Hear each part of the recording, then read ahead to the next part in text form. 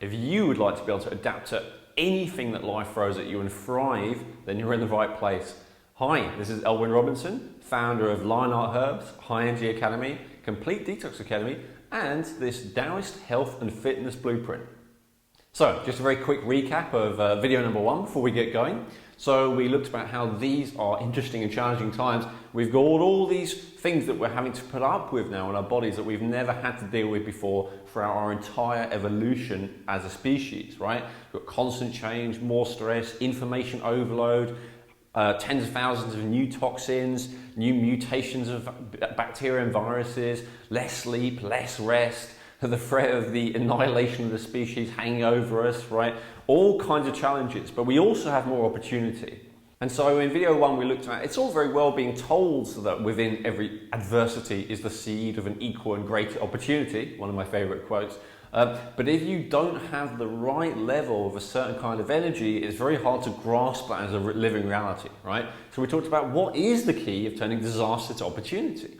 And we clarified, right, the organism that thrives and survives and multiplies is not the smartest, strongest, fastest, biggest, or even the wealthiest. It's the one that's the most adaptable, right? So this is the number 1 key skill that you need to really thrive in this life. Now, the good news is that up until recently, for at least 5,000 years, the Taoist wisdom of exactly how to do that, how to have extraordinary high levels of adaptability, has been shrouded in secrecy, right? It was only available after many decades of service, and it was available really to the elite only with any kind of group, and even then only in China, right? And it's only in the last few decades, literally since the 1980s, that those secrets have started to be revealed to the world, just in time.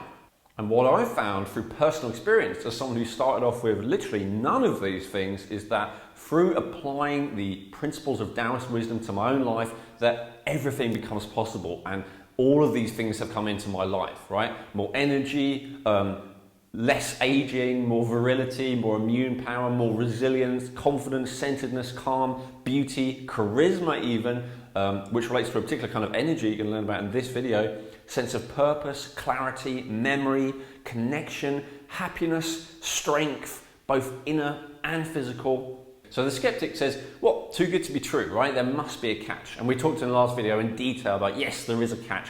A crucial catch, right? We have to get out of the medical model, which is both in the mainstream and the alternative world in the West, which is really that we wait until something is wrong before we attempt to fix it, right? And then we tend to just try and get rid of the symptom rather than get through to the root cause. So we said the key for success, the key to making all those amazing benefits I just talked about a reality in your life, is to step into being proactive, right? So doing things in advance, doing things in a preventative way, right? Kind of like having an insurance policy in place just to make sure that something doesn't happen in the first place, and so that if it does happen, that you know how you can deal with it, right? That your body can take care of it, that your body can adapt to it, that your body can thrive despite it, right?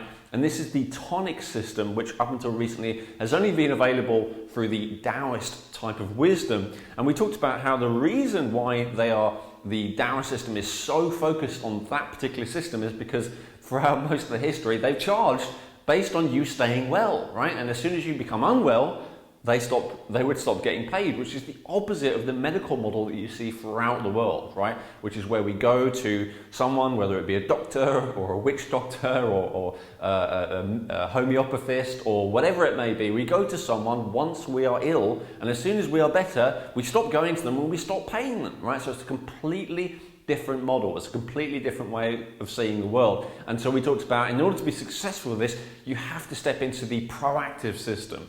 Now, I know a lot of you may be thinking at the end of the last video, okay, Elwin, I'm totally with you, right? But what am I supposed to be proactive about, right? And so that's exactly what we're going to cover in this video.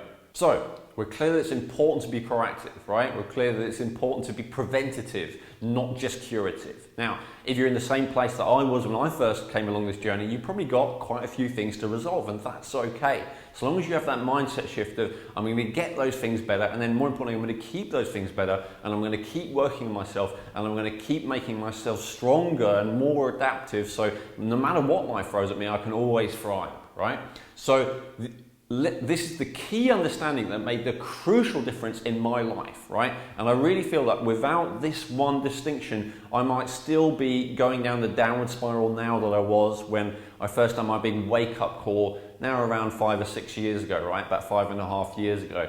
So at the time, throughout my entire life, I had been very depleted, right? I used to get ill all the time, and my absentee record at school was almost as long as my attendance record. You know, there was always something wrong with me. I was absolutely addicted to stimulants, right? First of all, sugar and sweets as a little kid, right? And then as soon as possible after that, coffee, and then going on to cigarettes, alcohol, cannabis, even more harder drugs, right?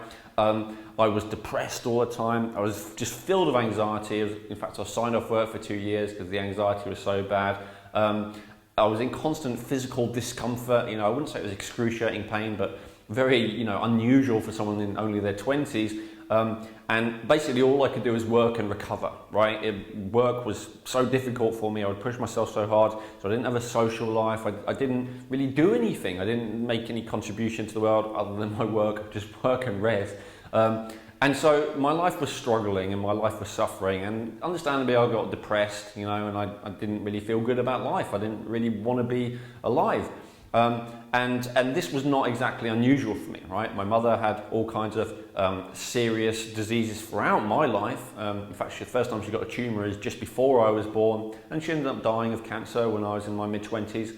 My father got chronic fatigue syndrome when I was in my teenage years, around 13 is where he was officially diagnosed with it, and he had like 5 years where he really couldn't do anything. And so when I was looking ahead at my future, that's really what I could see, you know. It would either be that I would be felled early by some kind of disease, or maybe I would just completely collapse like my father did. And this is what I saw in front of me, and I really didn't know that there was any other way, you know. To me this felt like, and so all I really wanted to do was escape, right? It just felt inevitable, so I just wanted to escape. So I escaped with drugs, I escaped with TV, I escaped with computers. I just escaped. I didn't want to face reality, right? I didn't want to face the world as it was.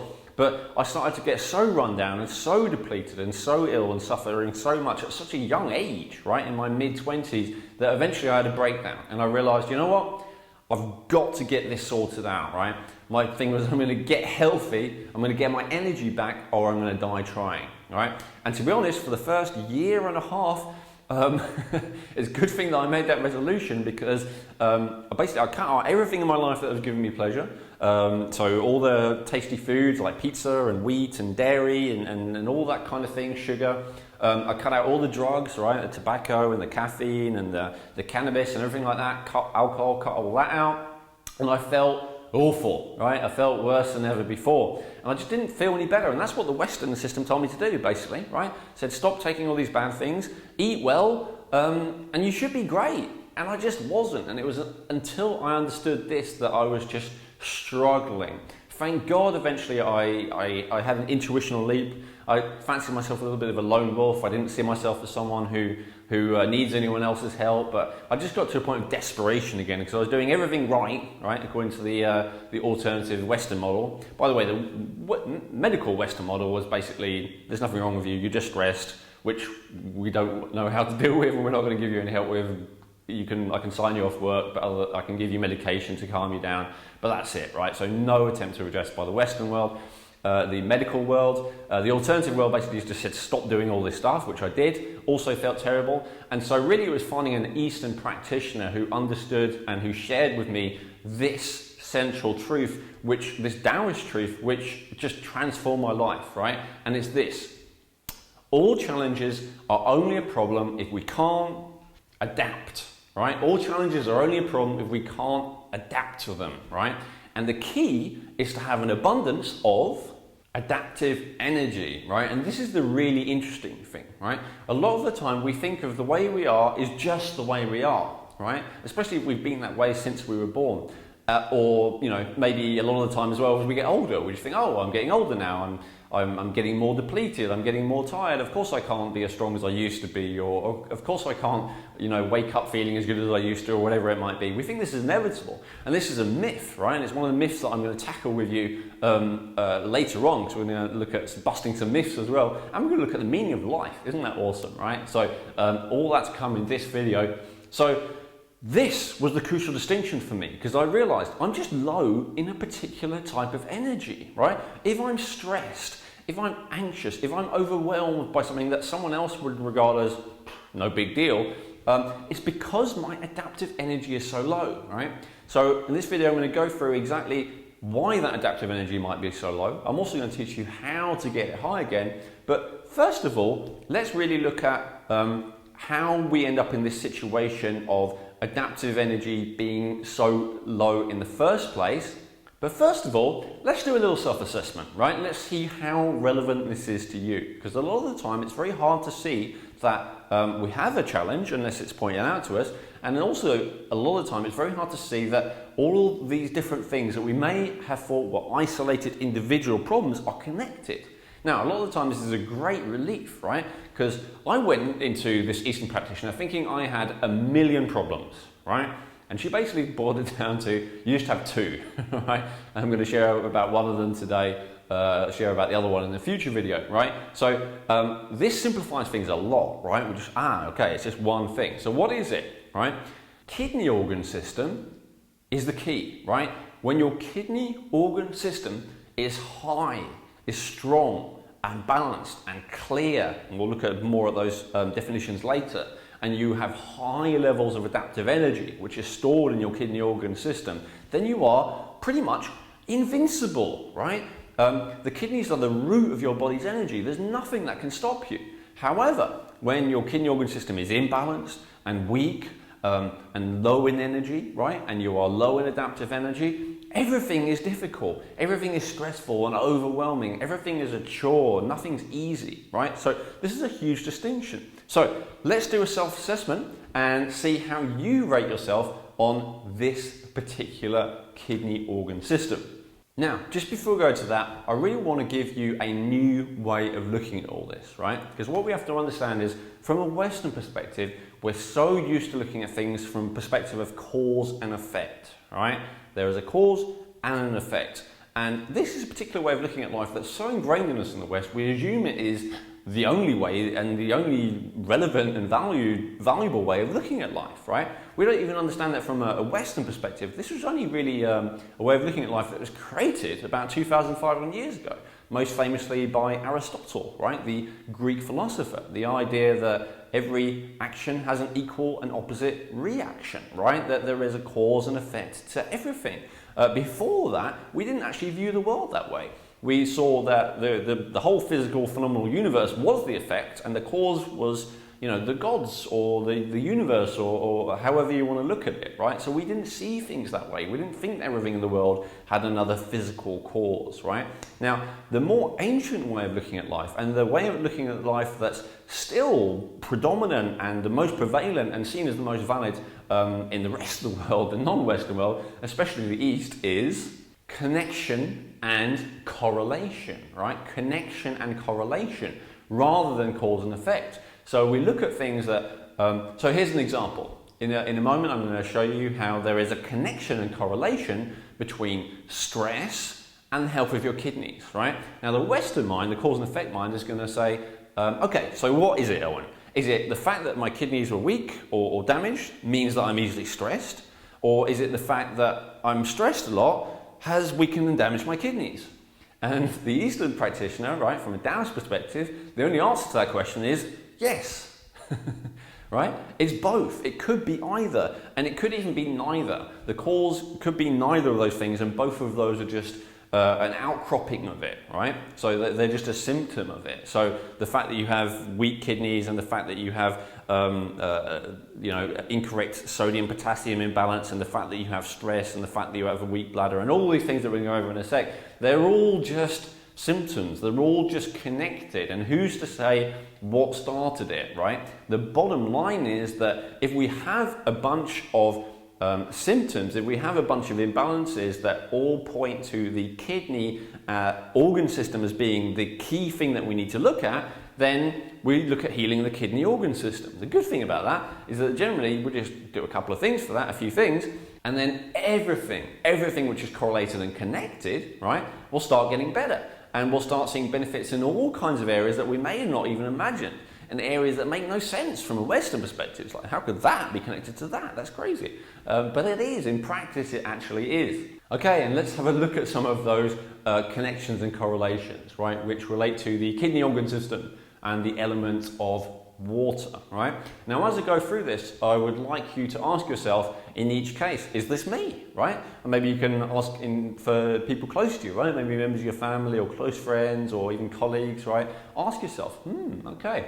And this just helps you understand people around you as well as yourself a lot better. So let's look at, first of all, the related organ, right? So first related organ is the bladder, right? And what are the signs that the bladder organ is healthy and in balance? Two most obvious things. First of all is that you have rare fear, right? So fear is appropriate, but most of us live in a state of chronic fear where we're basically like we have a low level of fear about everything all the time. And this is fed by media and various other things, right? So, however, despite media, if your bladder is really healthy, you can expect to only rarely feel fear when it's appropriate, which is fairly rare.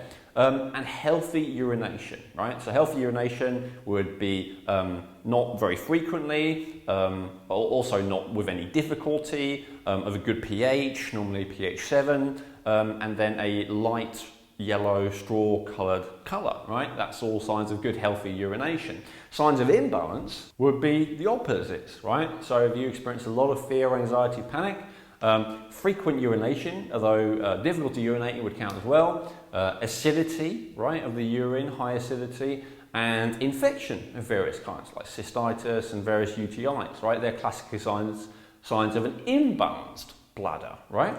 Next related organ is the brain, right? And it's here that I might start to lose some people who are very, very stuck in the only Western perspective, right? What's the bladder got to do with the brain, you know, other than the fact everything's related maybe? Well, a lot, you'll see, right? You'll start to notice that maybe for yourself or maybe for someone else close to you, you'll notice they have a pattern of having imbalanced signs of most or all of these different organs and systems and glands that you may have not have even realized are connected, right? So bear with me, right? So first of all, the brain. Now, signs of balance for that are, right, and all of these are important. Mental clarity, first of all, right? So you're clear at any moment what is going on and what's important.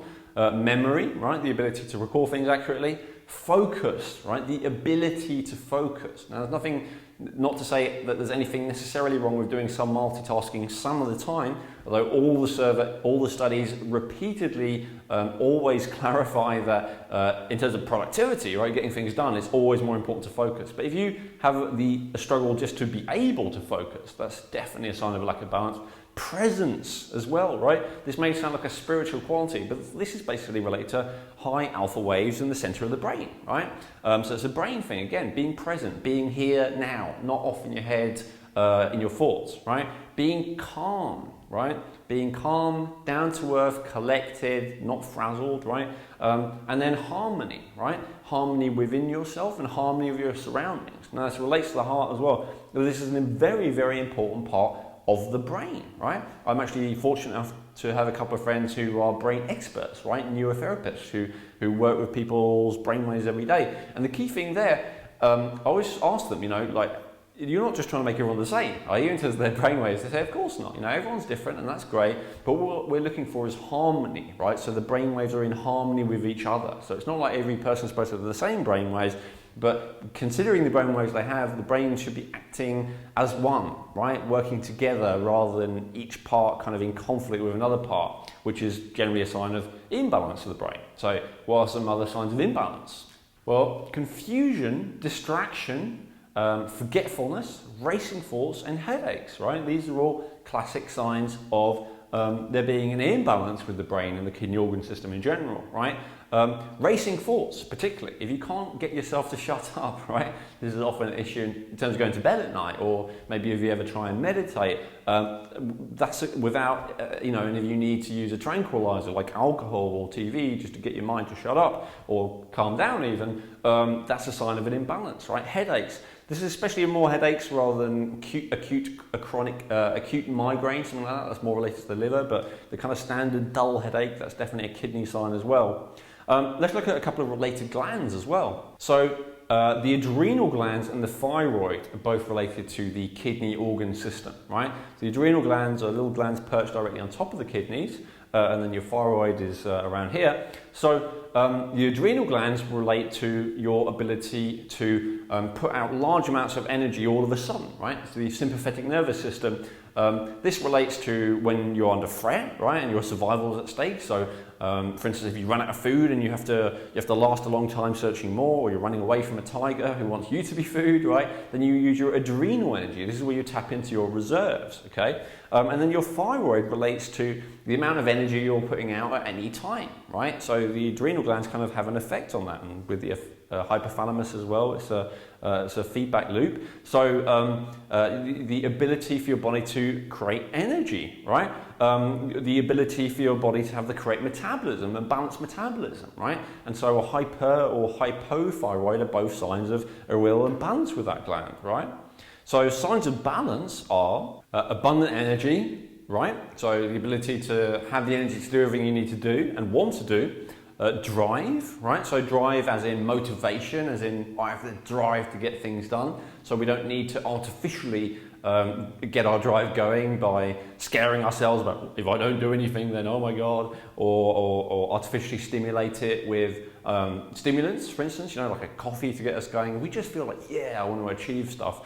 That's a great sign that these are in balance. And stamina as well, right? So the ability to get started, or also the ability to keep going, right? That's related to the adrenal and thyroid glands when they're balanced. So signs of imbalance can include, right, stress, anxiety. Now, by the way, stress, a lot of us think of that as something that exists outside of us and acts on us, right? But the truth is that stress is only ever our failure to adapt to the situation, right? So anything that makes you stressed, you'll be able to think of, or if you can't think of it, you'll be able to find one human being in the world who wouldn't get stressed by that situation, right? So that proves it's an option rather than the only way of responding, right? So stress is a response to a situation, and it's not a guaranteed response, right? Now, most of us would be stressed if we were, say, chased by a tiger, right? But there'll be a few people who have been chased by a tiger 1,000 times, they do it for fun, it's no big deal to them, and they wouldn't be stressed by it, right? So for everything, stress is always an option, we've got to realise. Although if our adaptive energy is low, it's not an option, right? We just get stressed. That's why we want to have high adaptive energy. So anxiety, right? So stress, anxiety, also panic, anything like that. Fatigue and exhaustion on the other side, right? So we'll tend to find that you have one or the other. And normally, extended periods of stress and anxiety will lead eventually to fatigue and exhaustion, right? Allergies and intolerances are another great example of issues with the adrenal glands, especially, as is paranoia, right? Now, this is a self-assessment, right? But I don't think I've ever met a paranoid person who acknowledges they're paranoid. So for that one, you might want to ask your nearest and dearest if you fall into that category. And I guess paranoia is really an extreme sign of it, right? Paranoia is quite famous for people who use an excess of drugs like cannabis and amphetamines, and that's because they deplete your kidneys and your adaptive energy very badly, right? But it can happen to anyone if their kidneys are weak enough, right? Weight gain and chronic cold, right? So feeling cold all the time, gaining weight very easily and finding it very difficult to get off. That tends to be a sign that the thyroid is underactive, okay? What's another related organ system?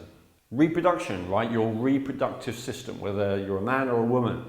So signs of balance for reproductive system are virility, right? Fertility, healthy sex drive, and menstrual ease, right? So virility tends to be more something that men focus on, fertility tends to be more something that women focus on, but they're really applicable to both, right? So both men and women can be virile. By the way, that virility is that creative urge, okay? So yes, that relates to creating babies, but it also relates to all other kinds of creativity, right? So whether it's artistic creativity or creating a business or creating a new life for yourself or creating a beautiful home or whatever, that all comes from that same creative urge, okay? So that relates to your reproductive organ system. It's a great sign of balance.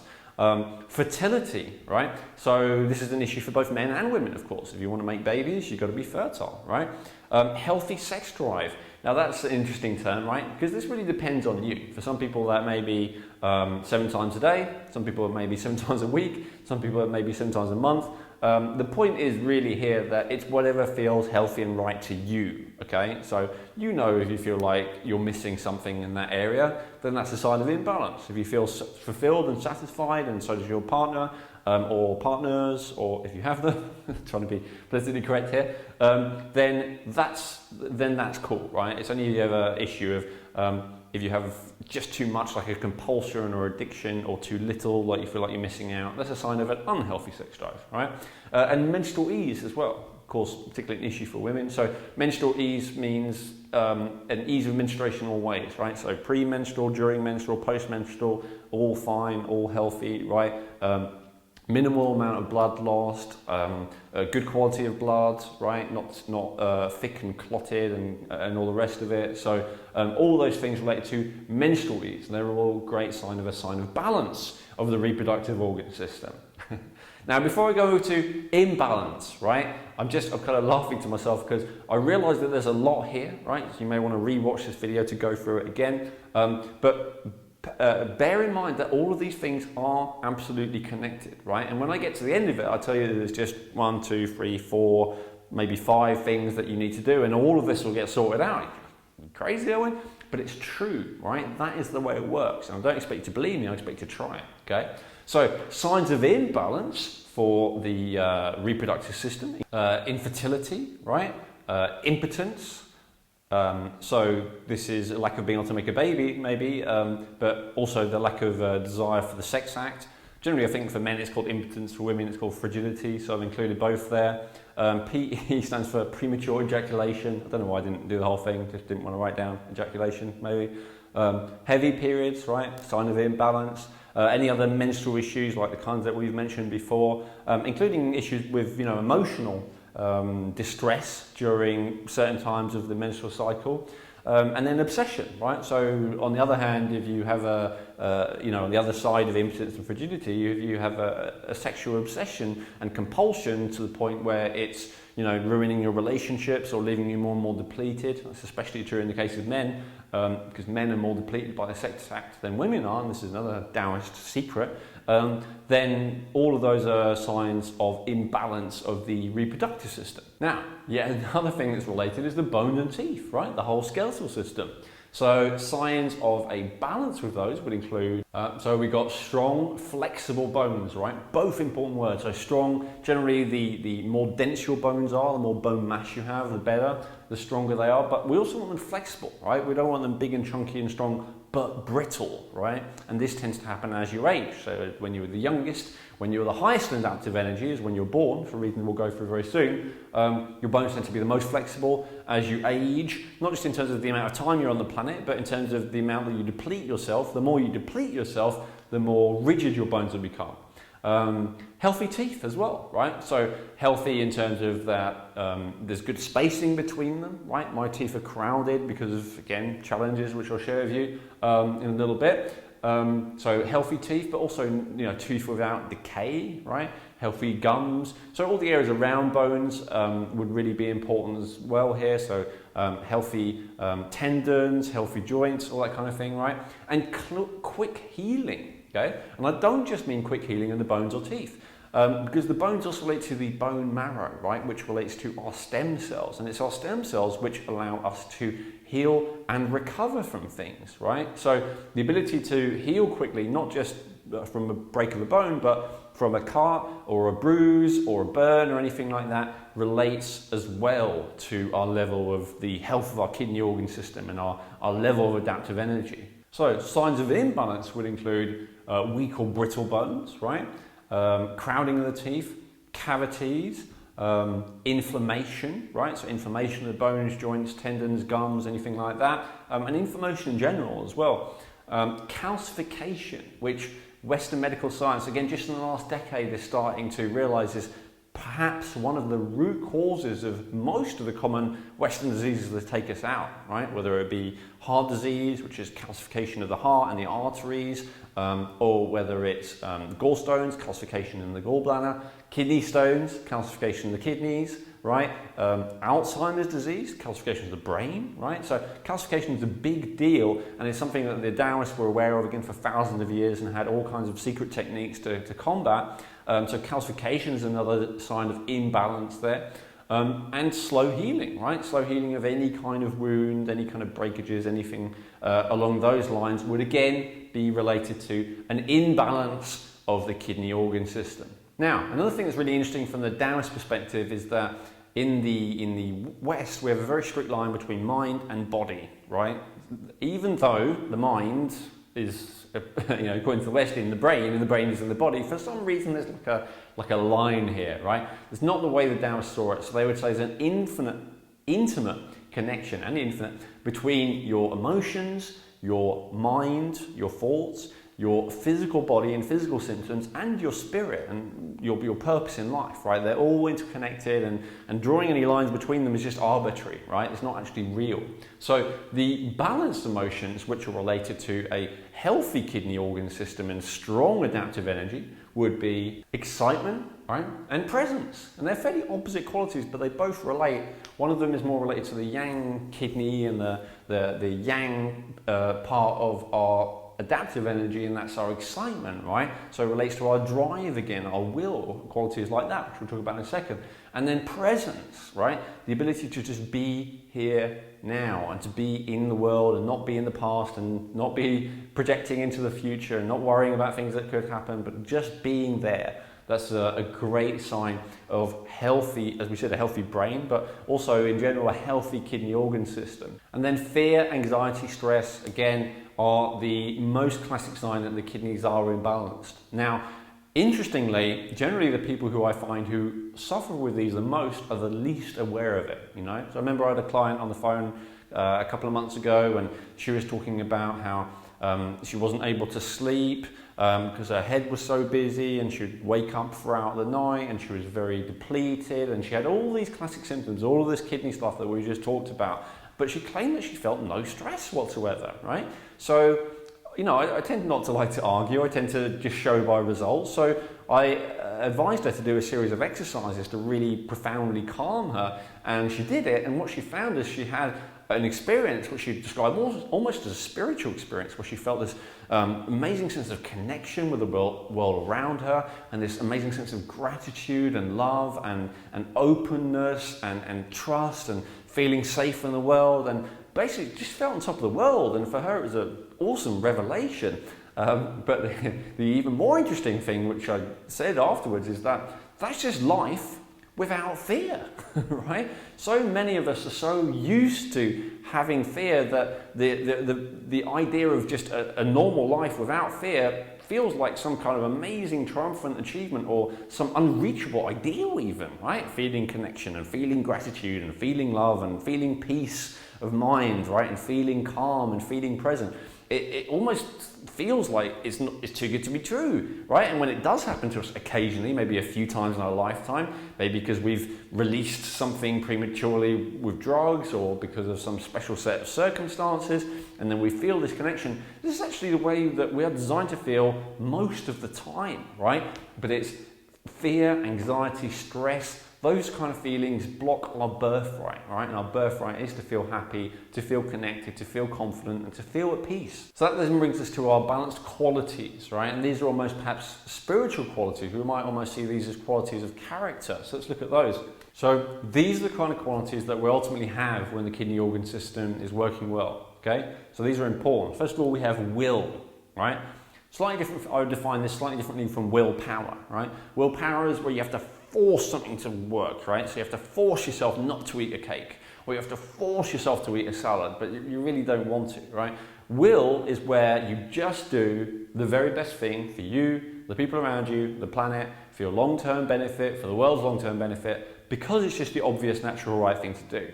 Right? So it's completely different from when we have this conflict inside us between this is what I want to do, but this is what I should do, and this is what this person told me to do, and this is what I need to do, and all these things are in conflict, right? Will is where everything is simple and there's just one option, and that's just what you do, right? And Taoists would call that living in the flow of the Tao, right? So that's actually a quality that relates to the kidneys more than anything. Drive as well, right? So it's all very well having just one clear path ahead of you, but what is it that moves you forward, right? That's that drive. Focus, right? So many times you as a person, I'm sure you've had moments of clarity where you've realized a lot of the stuff that I'm sharing here, right? But maybe you've lost it again. Maybe you got caught up in distraction, right? Maybe you allowed yourself to be influenced by other people or other things which pulled you away from this truth that I'm sharing with you. Well, that's focus, right? And the more you can stay focused, the more you can stay on your path, your own truth, without letting anything drag you off it, all right? Stamina. So many people I meet have really big dreams about what they want to achieve in the world, but what lets them down ultimately is that they can't keep going, right? They run out of steam, and maybe they collapse, maybe they just get distracted, maybe they get too stressed, but they don't have the stamina to just carry on, right? And that's a real shame, because I know there's so many people, you know, maybe you watching this right here, right now, you're someone with an amazing gift to share with the world, right? Maybe you even know what it is, you have that clarity, right? But you don't have or you feel like you don't have the ability to see it through. And that's related to imbalanced kidneys and low adaptive energy. That's the most important thing for you to look at in that case, right? So clarity as well. I always say, whatever challenge, whatever problem you have, you're only one moment of clarity away from resolving that. And again, I know it's hard to say, especially if you have major challenges. I know if I'd have said that to me 5 years ago, I would have told me to something rude, right? But it's true. I found it is true, no matter what, right? No matter what challenges I've come up against, clarity, you're only one moment of clarity to working out the way through. And then lastly, flexibility, right? So I don't want this to sound all rah, rah, push your way through kind of thing, because that's not Taoist at all, right? One of the great Taoist ideas is that it's much better to be flexible like the reed rather than hard like the oak, right? Because the idea would be when the storm comes along, the oak gets blown over, but the reed just bends with the wind, right? So we absolutely want to be flexible, right? That's the key to being adaptable. And again, generally the older you get, the harder it is to be flexible, right? And again, this isn't just in the inevitability of time passing. This is a depletion of adaptive energy, because you start off with the most you're ever going to get, and then it depletes gradually, right? So again, flexibility. So that's very kind of maybe high-minded. Let's look at some more really practical things, and then we'll look at what the cause of depletion is and what you can actually do about it. So places in the face, right? Each of the different organ systems relates to an area of the face. The kidneys relate to the ears, right? So generally bigger ears would show healthier kidneys, according to Taoist. Smaller ears would show unhealthier kidneys. Generally, if you have problems with the ears, you know, one of the things that I really struggled with during that time where I was trying to be healthy and it wasn't working was I kept getting ear infections, right? The medical doctor would just give me antibiotics. Eventually I went to this Taoist practitioner out of sheer desperation, and they said, it's because you, Elwin, have weaker kidneys than I've ever seen someone your age, right, which was 25. I had all these problems I just shared with you, by the way. I had all the signs of imbalances I just shared with you, and this was just another one, right? So constant ear infections are another sign of everything I just shared about, and any other issues with the ears as well. So bad hearing, right? Issues with the inner ear, so issues with balance in the body, any kind of ear issues. Your senses, right? So the sense that relates to the kidneys is hearing, right? So on a physical level, if you just have problems hearing, that's a sign that the kidneys are imbalanced, and if you hear very easily, it's a sign that they're balanced. And also listening, which is more a psychological thing, right? But if you're not a very good listener, that's a sign that your kidney systems aren't working too well. If you're a very good listener, it's a sign that they're working better, right? Taste. So every organ system has a taste as well. The taste that relates to the kidneys is salty, right? The salty taste. So this would relate to so animal food generally, right, are quite salty. Meat and cheese and fish. Also sea vegetables are naturally salty. Even vegetables like celery or spinach are naturally quite salty. Samphire especially is an incredibly salty natural food. So what does this mean? Well, generally, when we crave salty foods, it's a sign that we have an imbalance in our kidneys, and generally it means that we should eat it, as long as it's a healthy kind of salt. So a craving is a sign of an imbalance, but also an aversion is a sign of an imbalance. I meet many people who have imbalanced kidneys who are very salt deficient, right, severely to their detriment. Because the salty taste is it's actually very yang, right, and generally people are far too yin. And it's also very grounding, right? It pulls you down to earth. So if your friends might describe you as a little bit of a space cadet, right? All over the place. If you feel like you're not very centered, even, so one minute you're great, you're all loving, the next minute you're flying into a rage. Again, you probably won't acknowledge that, but your friends and family might tell you. Or if one minute you're fine, next minute you're panicked or anything like that, that's a sign of a lack of salt, right? So salt, very important as well. So cravings, other than salt, are for stimulants, right? So people with unbalanced kidneys crave stimulants. Now, this, and by stimulants, what do I mean? So anything with caffeine, nicotine, even alcohol, right, is a stimulant. Cocaine, cannabis, anything which stimulates the adrenal glands, that's the crucial thing, right? So you may say, well, alcohol is not a central nervous system stimulant. You're right, but it is an adrenal stimulant, right? So anything that's an adrenal stimulant, that's a craving that you'll tend to get if your kidneys are out of balance. Not necessarily, you might also have an extreme aversion to them on the other side, right? Now, here's an interesting point, right? Because a lot of the time we hear, you just need to listen to your body, right? Your body will tell you everything that you need. Where's the fallacy there? The fallacy is this: the more healthy and balanced a particular organ is, the more likely you are to be able to trust that it signals, right? But the more unhealthy and unbalanced it is, the more likely you're not going to be able to trust its signals. The more likely it is that it's going to send you unhealthy signals, or at least you've got to work it out using a little bit of logic. You can't necessarily trust them, right? Though they may be completely accurate. It's a little bit like with a person, you know? If a person is emotionally and psychologically healthy and you ask them what they want, they'll tell you, and normally they'll tell you exactly what they want. But let's say if you have a person who's been severely abused and neglected and hurt and beaten, and then you go to them and say, you know, can I help you? They'll say, no, leave me alone, right? Now, do they really need to be left alone? This person who already feels isolated and hurt and like no one cares? Probably not, right? And people who work with abused people will know that. You know, they may need their space, don't get me wrong, but they don't just need to be left alone forever. But because of the way they feel, right, the natural inclination is just to push away and be guarded, right? Well, it's kind of the same with your organs. You can't really trust the signals that they send you, the more damaged and the more imbalanced and the more depleted they are, right? So what's the related season? Related season is winter, right? And so what does that mean? At a practical level, what that means is you'll tend to notice more problems and imbalances will exacerbate in the winter, right? So you may not notice issues with some things like the brain, you may not notice, but let's look at a couple of other things. Like people say you tend to feel the most amorous, right? The most sexual in the spring and then the summer. When do you tend to feel the least, right? Well, generally the winter, right? Obviously it's a little bit different now because we have electric heating and all the rest of it, but generally the cold, more damp time of year, you're feeling less that way. What does it particularly affect though, right? The bones, right? The bones and joints. If you feel like you have significantly more pain and inflammation when it starts getting cold, and when it starts getting really cold, and when it starts getting really damp, that's a classic sign of that imbalance as well. What's the quality of the kidney organ system? The quality is conserving, right? It's conserving. Now, what on earth does that mean? Well, I tend to find that people who have very imbalanced kidney systems, like I did, have great problems with this, right? So I used to have a mentality of as soon as I had money, I had to spend it, right? I wasn't conserving that asset. I would have a mentality of as soon as I had food, I had to eat it. Right? As soon as I had drugs, I had to take them.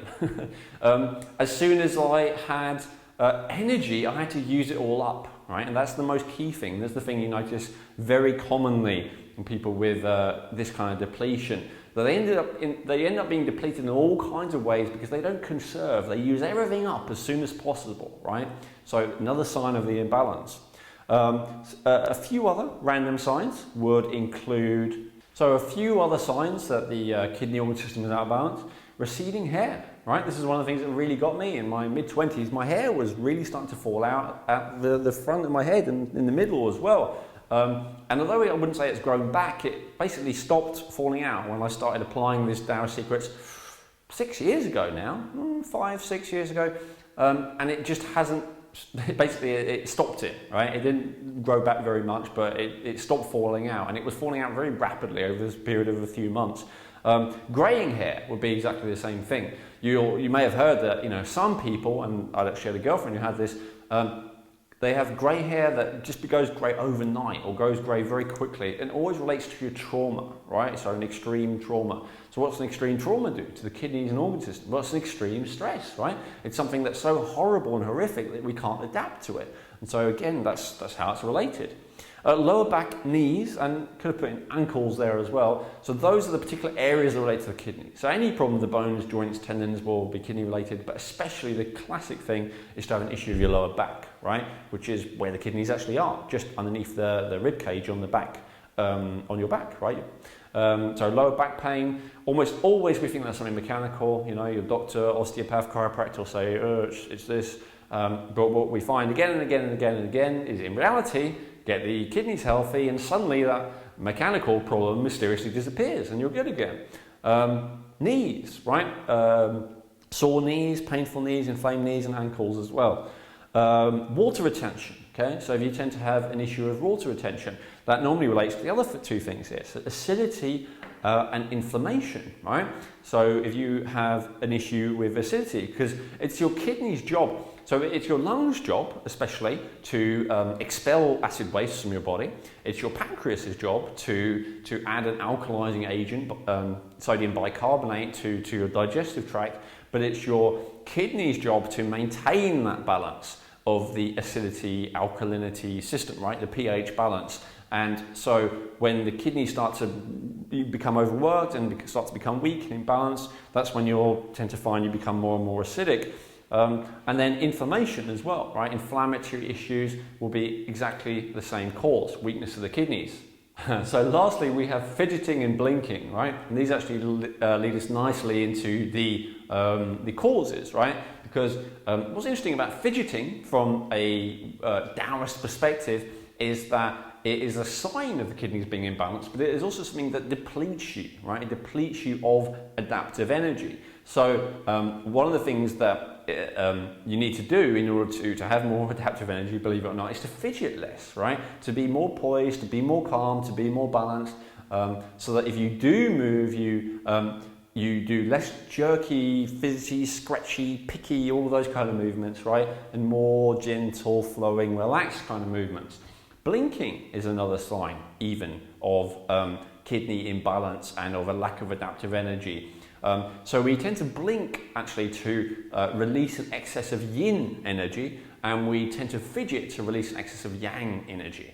It's funny because on a few of my videos on YouTube, I've got little comments underneath saying, you don't blink in the whole video, dude. It's like 2 minutes. How is that even possible? And I didn't even realize, but this is a sign, I guess, of putting all this into practice, right? So that you do less fidgeting. I know I'm moving a little bit, but I know if I stood here like a statue the whole time, it would be less engaging for you. So, you know, emotion and motion go together, and so that's cool to me, but I would hope I'm not fidgeting. So fidgeting and blinking are great signs of depletion, but they're also things that cause depletion, especially if done to excess. However, they're fairly minor factors. So let's look at the major factors now. So just to clarify, why have we gone through all this, right? Why have I asked you to assess yourself and look at yourself and ask which of these things apply to you? Well, because it's really simple. When you address the root causes, everything else improves. So yes, I realise that causes is going back to Western thinking, but that's okay because both of them are valid, East and West. So when I say root causes, it's the root that's really crucial, right? So the acidity or the inflammation or the fatigue or the anxiety or the imbalanced thyroid or the reproductive issues, whatever it may be, what we need to understand is these are all symptoms, right? Sometimes they need to be addressed on their own level, and that's absolutely fine, but we don't want to kid ourselves in thinking that they are the root cause, right? The actual root cause is the imbalance, depletion, right? And we'll talk a bit more about that in the next page, of that particular organ system, right? What's so great about this? What's so great about this is that you go from thinking that you have 101 problems to realizing you only have one challenge, right? Now, I realized going through that list before that you may well not have said yes to all of them. If every single thing, by the way, if you did relate to every single bad, imbalanced thing that I shared with you, then that is a really important, like I did pretty much when I started this, that's a really good sign. This is definitely like your number one priority. But even if that's not the case, if you could relate to quite a few or maybe half of them but not all of them, that's a really great sign that this is an important place to start. But the good news is as well that rather than thinking like, oh my God, I've got a problem with this and I've got a problem with this and I've got a problem with this and I don't even know where to start and I feel so overwhelmed and I'm just going to watch TV and eat chips because it's easier, right? We can get rid of that kind of challenge. Or maybe you're not that kind of person at all, right? This is quite a high level training. So maybe you wouldn't dream of just giving up, but maybe you're like really stressed because you're trying to sort this, sort this, sort this, sort this, and it's really starting to get overwhelming. Truth is, it's not 101 problems, it's just one challenge, right? Now, I'm going to share with you my top 5, and these are really root keys to kidney health. But first of all, let's look at how those damn kidneys, sorry, lovely kidneys, got depleted in the first place. Okay, so the number one factor, and you would never guess this unless you're already very familiar with this, number one is your ancestors, right? Ancestors. Now, what does that mean? It means, it means your parents, but not just your parents, your grandparents, your great-grandparents, and on for several generations before that even, right? So what does that mean? Well, in the West, we normally refer to that as our genetics, right? I have bad genes. Now, what does this mean? Does this mean that we're just stuck? Absolutely not, definitely not in my experience, not as someone who had, more depleted kidneys than almost anyone my age, at the age of only 25, as someone who had every single sign of imbalance and now has every single sign of balance. It's absolutely possible to recover, right? And we'll cover that more when we look at myths. But the key thing here is to understand that we're not all dealt the same hand, right? The way I look at it is that so your adaptive energy, you can also look at it as your reserves of energy, right? Now, this is particularly true, this is true for all of the systems, right? So if every other member of your family had an unhealthy heart, so you're more likely to have an unhealthy heart. But it's especially true and especially important for your kidneys and for your levels of this adaptive energy, right? So from the Taoist point of view, the level of adaptive energy that you get is largely dependent on what your parents give you, and their level is what their parents gave them, and on, right? Which is why I say ancestors. So not all of us are dealt the same hand, right? The way I look at it is a little bit like it's an inheritance, but it's one you get when you're born, and it's energy rather than money, right? But it's the same principle. Some people get a very large inheritance from their parents, some people get a modest one, some people don't get one at all, right? I believe I probably not going to get any financial inheritance from my parents, and I also didn't get any energy inheritance from them, right? They were just bottomed out, like I said. My mother was severely depleted to the point of dying early of cancer. My father had chronic fatigue syndrome. They were both really depleted. By the way, my father's brother, who had exactly the same genetic material, has way higher levels of adaptive energy, and by the way, is also a person who's practiced the Taoist wisdom for many years. I'll share more about that in the next video or the video after, because I think that's a really interesting case study. Anyway, so your ancestry, right? Your ancestry. So everyone is born with this different inheritance.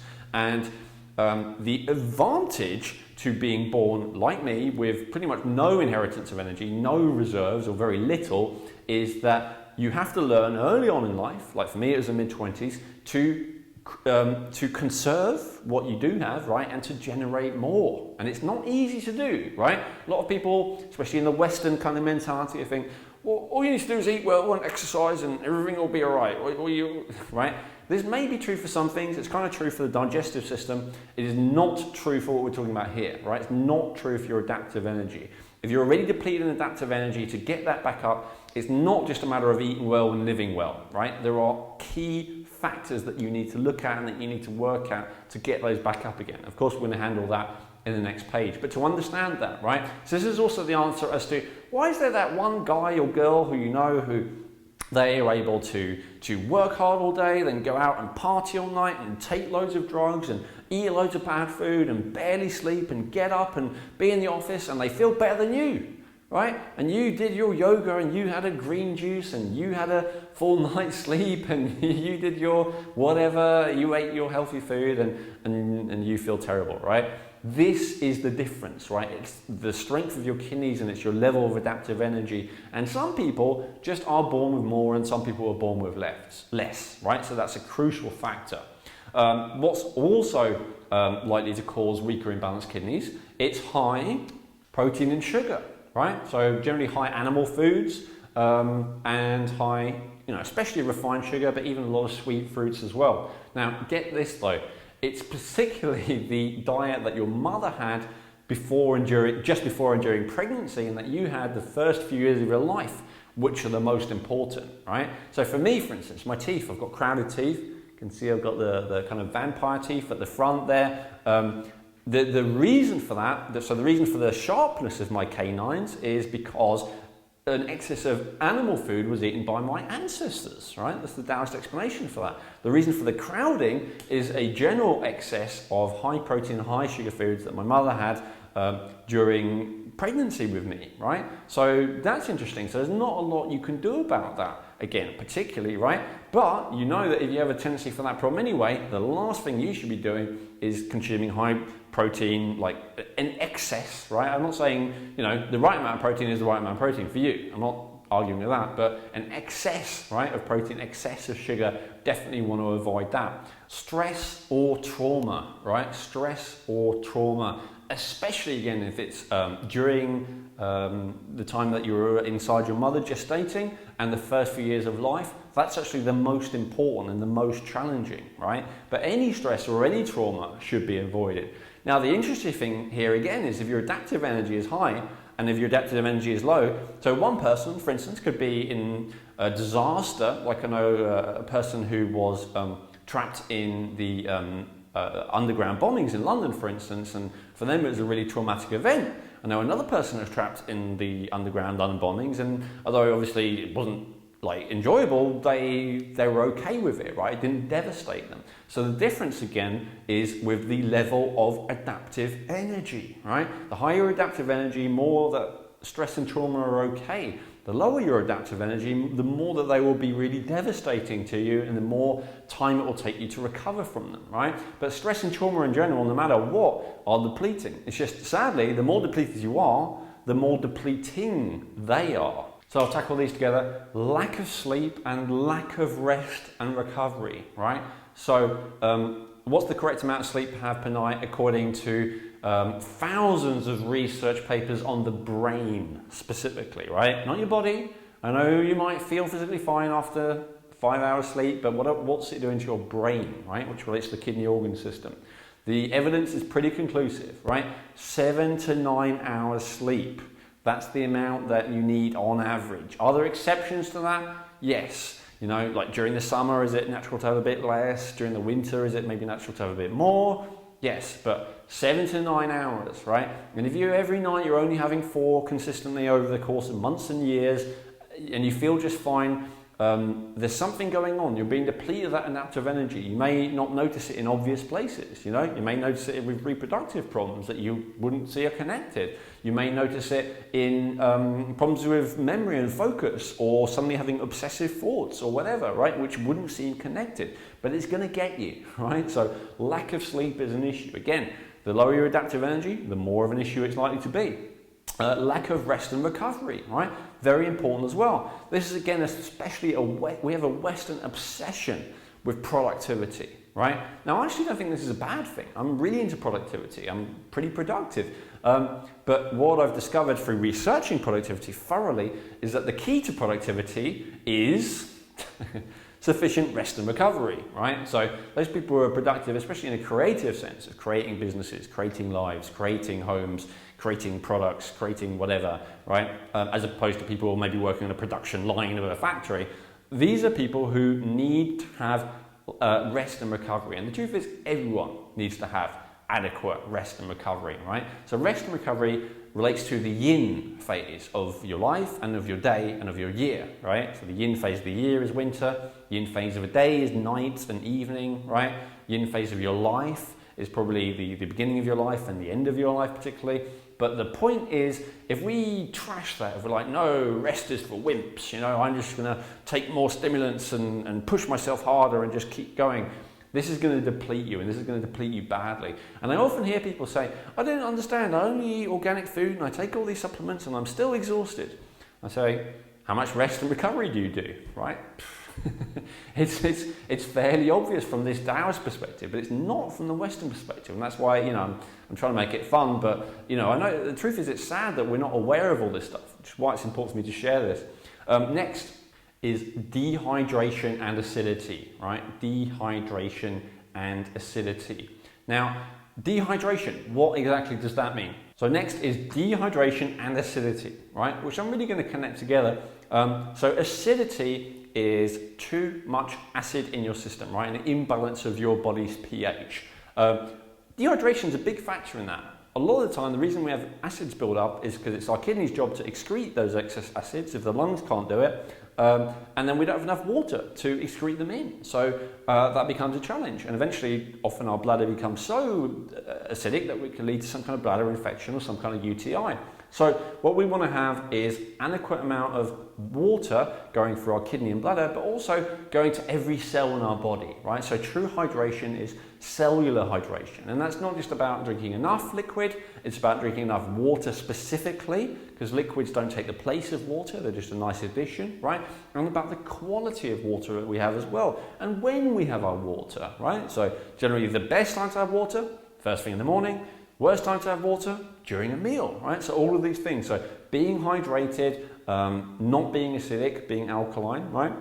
Next, stimulants, right? Stimulants. The use of stimulants, adrenal stimulants, is incredibly draining. A great example of this on the very extreme end might be something like meth, right? Crystal meth. So if you're aware of people who take this drug, they feel amazing on it, right? I had it once many years ago when I was in my early 20s, and just the best I've ever felt. The reason for this is it does in an extreme way what all stimulants do, so including coffee, including alcohol, including sugar, including ecstasy, including amphetamine, including nicotine, right?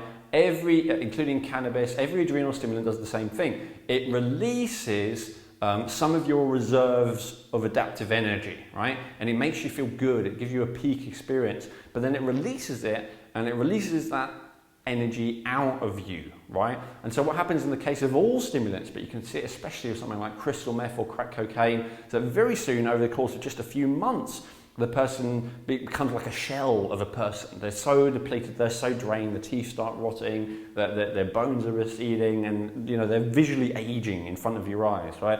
But this is true of all stimulants, just in a less obvious way. You know, you might not think of that as with caffeine or something like that, but it's dehydrating, so it's just drying you out, right? And the process of aging is the process of drying out. You know, what's the one way you can tell someone's older? Because they're drier, right? They look more wrinkled and more dried up. So this is stimulants, right? Stimulants are depleting your adaptive energy. Next, mineral depletion, right? So what depletes your body of minerals? So, well, first of all, let's look at which minerals, right?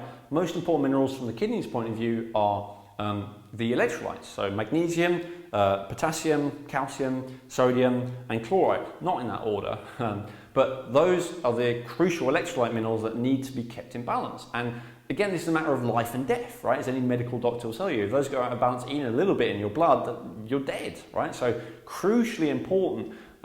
And generally, we are depleted in most minerals. And sometimes we have excess amounts of the wrong minerals. So like table salt, for instance, is like a really bastardized form of real natural sea salt. So that gives you an excess of chloride especially, and also sodium, right? But generally, we are depleted of minerals as a general rule. Minerals, especially trace minerals like zinc and copper and molybdenum and manganese and all of these minerals for two reasons. First of all, because, well, in fact, three reasons, but I'm going to cover the third one next. First of all, because stress, anxiety, and everything we talked about depletes minerals. It makes you more likely to excrete them, right? So that's reason number one. We live in that fast-paced world that we talked about in the first video. Reason number two is because we have less available to us than ever before if we eat a normal diet. Now, We have actually more available than ever before if we know what we're doing, and we'll talk about that next.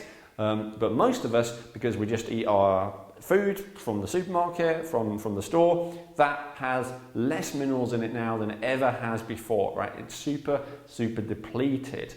This is such a big issue that I remember reading a big document which was from the US Congress in 1936, where it talked about how the soil was now so depleted in minerals that there was a severe concern that US citizens would start to have severe degenerative diseases because of that ridiculous level of soil depletion. However, for reasons unknown, pharmaceutical industry, nothing was done about that particularly, and our soil has got more depleted than ever, and we just are in a position where our food is more and more depleted than ever before, right? So those are two main reasons. The third reason why we might be mineral depleted is toxicity, right? Toxicity. So we have all kinds of toxins. Now, Western medical people who are skeptical of anything alternative will say, humans have had to deal with toxicity throughout human history, and there's loads of natural toxins, and this is true, right? This is a fact. But what's also a fact is that we have tens of thousands of new toxins that we haven't had hundreds of thousands of years to get used to and adapt to, right? That's our challenge, especially over the last 100 years.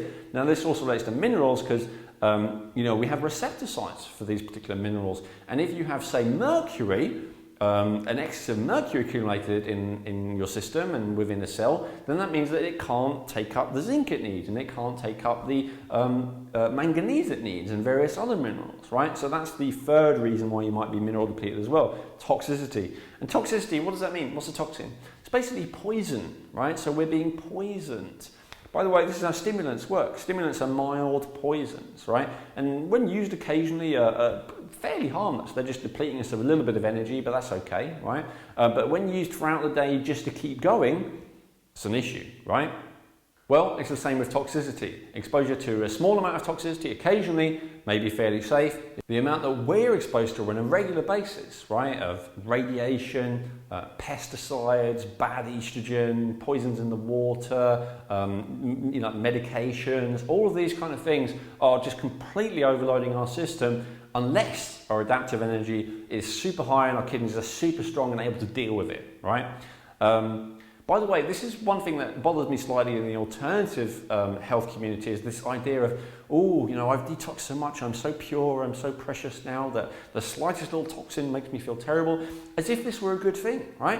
This is not the aim from a Taoist point of view, right? I want you to be so healthy and so fit that you have Rasputin-like levels of endurance, right? If you've never heard of Rasputin, he was a man who was reportedly, at least, poisoned, stabbed, shot, drowned, all the rest of it, and he still survived, right? That's more the level I want you to be at, rather than, oh my God, one little toxin.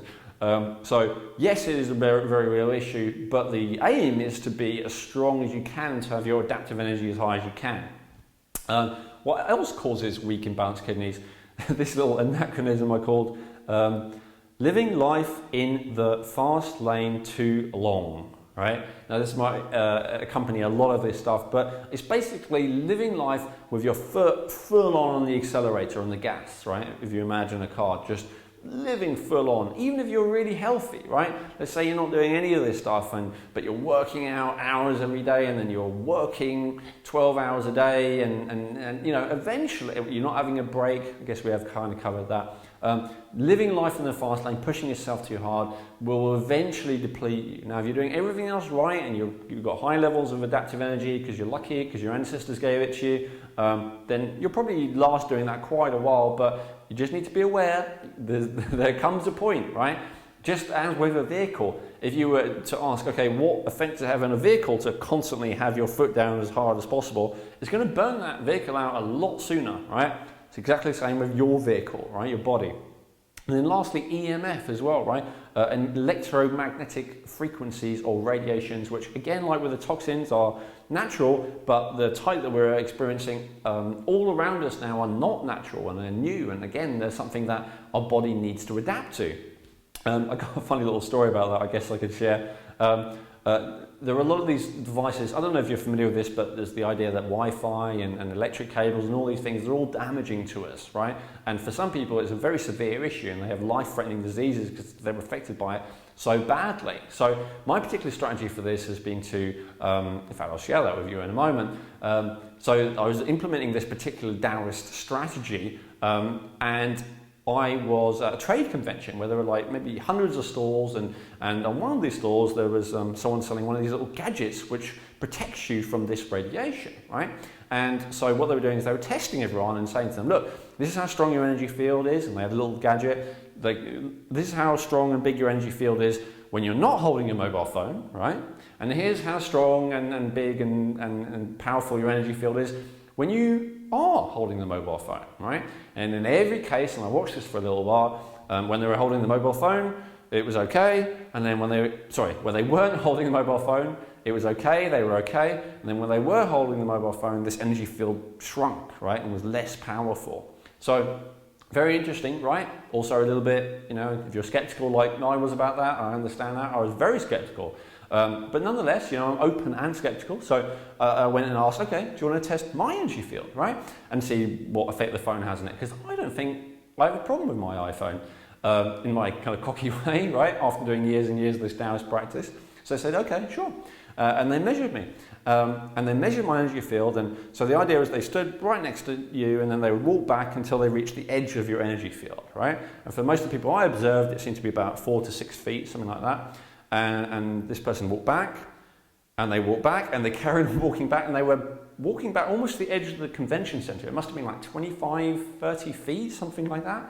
And they said, wow, that is the edge of your energy field. Okay, interesting. So let's try it again with the phone, right? So I had the phone, I actually had it on, and I was holding it. They did it, it was exactly the same distance, right? And this person says, in this case, I would recommend you don't need a gadget, right? Because your energy field seems to be so strong that the phone doesn't really affect it, right? And I said, okay, is that unusual? And she said, I've only ever seen it twice before, and I've tested thousands of people. The 2 people who I've seen who had the same situation, were 2 Taoist masters, right? Ancient Taoist masters, you know, like as in they've been doing it for like 50 years, something like that. Now, I'm in no way a Taoist master, right? I would never claim that. That's something that takes decades of much more vigorous practice than I do to get to, from my perspective, right? But very interesting to me to see that I had similar results as those Taoist masters had gotten, right? In terms of having such a strong energy field, such a big energy field, that this kind of stuff just wasn't really an issue, which is the whole point. Like I said, for you, I want Rasputin levels of endurance. I don't want every little environmental thing. I don't want every emotional thing. I don't want everything to knock you off balance and to drain you and deplete you and imbalance you, right? I want you to be really strong and able to survive and thrive and multiply no matter what, right? Because that is the true Taoist goal, or one of the main goals. And so I asked myself, I wonder what it is that's allowed me to get to that point. So that's what I'm going to share with you now. Okay, so I'm going to share with you quickly, because I realize this video has gone on a long time, the 5 keys, right? First of all, the 5 keys to kidney health, right? So first one is mineral balance, right? You've got to get your minerals sorted out. When you're depleted in certain minerals, or where you have an imbalance of certain minerals, are actually more important than everything else becomes an issue, right? This is actually the most fundamental issue of all, even more fundamental than our next point here. So what's the key to this? Well, you can start with something like magnesium, right, which almost everyone is depleted in, and if you recognize all the symptoms of being, or a lot of the symptoms of being kidney depleted that we've just gone through, then I would bet you anything that you're magnesium depleted. It's so common, and that'd be a great starting point. Sodium depleted. If you have an issue of generally having low blood pressure and low energy, and you can relate again to a lot of the issues of kidneys being depleted, usually sodium is depleted as well, right? So having some really good quality sea salt, and then some kind of multi-mineral blend is a really good idea as well. Something like Daily Multiple I really like, 'cause it's a seaweed extract, so it's completely natural, and so even though, you know, generally mineral supplementation might not seem like an ancient Taoist technique, I'm going to share with you why it actually is in a minute, right? So those are some key practical things I recommend that you do. I'll probably get around to leaving some links underneath this as well, so you can find out more about this. And then really even better would be to get a hair mineral analysis, right? And this is where you actually have your hair analysed, and it will tell you these are the minerals that you need, these are the minerals maybe you have too much of, these are the toxic minerals that you have, right? So it's a really, really awesome starting place, and then you can just do what it says and have it rechecked and really get to a point of mineral balance. This is really crucial. This is actually the first step that I ever took that actually made me feel better, even before, a few months before I went down the Taoist route. So this was, for me, just like a fundamental thing, and I notice it's fundamental for so many clients. Next step is hydration, right? Hydration with the right amount of the right quality of water at the right time. Most people are dehydrated, right? And almost everyone who has issues with a kidney imbalance that we talked about earlier are dehydrated, right? So it's really important to get on top of that. Again, I've got hours of trainings and that in my various programs, so I can, just like as I have on minerals, so really only scratching the surface there, but I'm telling you this is a key area to look at. So quality of water, right? Generally fresh spring water is the best, as close as you can get to that if you can't get it, and then having it at the right time, first thing in the morning being best, during meals being worse. Next, alkalizing, right? And probably the more correct term for that would be pH balancing. The reason I use the term alkalizing is because everyone in the health world seems to be pretty familiar with it. So we're talking about bringing balance to the whole pH system, right? Alkalizing the whole body. Now, what does alkalizing revolve around? Again, this is something that I've got hours and hours of training about, but if I were to break it into the bottom line, it's support the kidneys, right? Add alkalizing agents, reduce acidity creating agents, and then really encourage the lungs to breathe in the right way to be excreting as much acidity as possible, right? So that's really it in a nutshell. Now next, and this is the only one that Taoists, like the traditional Chinese medicine kind of people will recognize from this list so far, right? And that's herbal tonics, okay? Getting your hand on some kidney herbal tonics. So my own blend for this is called Rejuvenate. My top, individual herbs for this would be Hoshi Wu, Schizandra, Cordyceps, these kind of Jing building, which is the same as adaptive energy building herbs. Really, really awesome. Now, why is this step 4?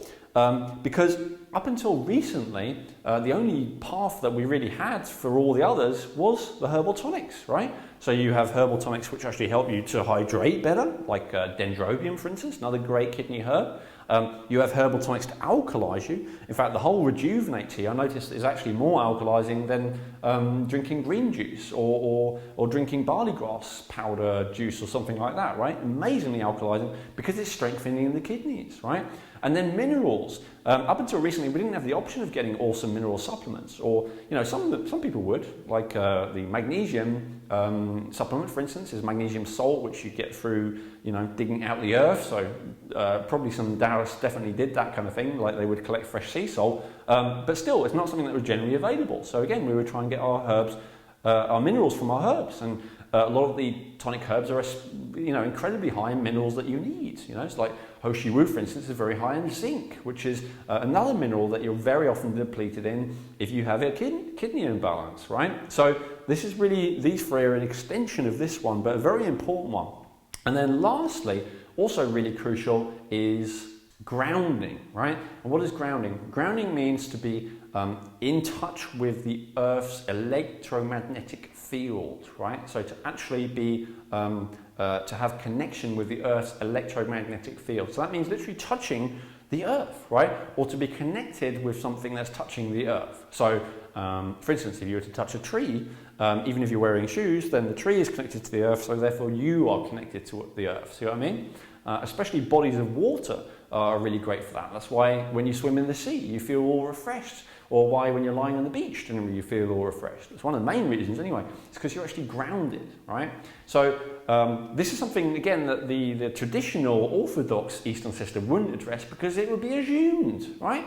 It's only very recently that we've insulated ourselves from the Earth. For our entire history, it was just normal. So it's not something that most people would think of because it's such a recent development. Like, we have suddenly adapted to rarely be in contact with the Earth, so we need to get in contact with the Earth again.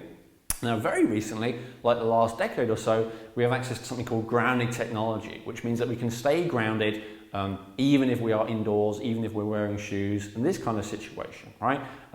And so my favorite for that is a grounding sheet that you actually sleep on. which is probably the most important time to be grounded, right? And again, if you'd like to find out more about that, I'm sure I'll get around to leaving a link underneath so you can discover all about that. So these 5 points are the most crucial to having a real turnaround in all the areas that we talked about. Now, are they the only thing? Is there sometimes more necessary?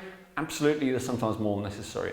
But these are the foundation, right? These are the most basic things that I found again and again cause the biggest shift and create the biggest improvement. And sometimes, essential fats are important as well. I could have put those in. So EPA and DHA, having access to those, having access to the right saturated fats to make hormones out of. That's important as well for the kidney organ system, especially the reproductive system. Having the right neurotransmitters and hormones, right? Hormonal balance, and we could definitely talk about that as well.